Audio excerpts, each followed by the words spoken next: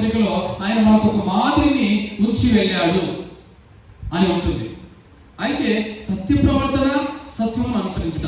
మొదట మనం నేర్చుకోవాల్సింది ఏంటంటే సత్యమును అనుసరించడం నేర్చుకోవాలి. హల్లెలూయా.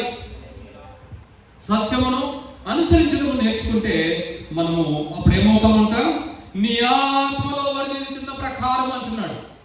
అప్పుడు నీ ఆత్మలో నీవు వర్ధిల్లుతావు. హల్లెలూయా. దేవుని ఆత్మ నీ లోపల ఉంటే, దేవుని ఆత్మను నీవు పొందుకుంటే, దేవుని ఆత్మ చేత నీవు నింపబడితే, నీ ఆత్మ దేవునిలో వర్ధిల్లుచున్న ప్రకారం నీవును వర్ధిల్లాలంట. ఆ వర్ధిల్లే క్రమంలో ఇక్కడ ఈ అధ్యాయం మీరు చదివినట్టయితే మొదటిగా కనబడేది ఏంటో తెలుసా అండి? ఒక వ్యక్తి అక్కడికి వెళ్ళి నీకోసం చెప్తున్నాడు అంటే ఎలా చెప్తాడు? నీ మంచి ప్రవర్తనను బట్టి చెప్తాడు, నీ మంచి ప్రేమను బట్టి చెప్తాడు, నీ పలుకులను బట్టి చెప్తాడు, నీ మాట తీరును బట్టి చెప్తాడు.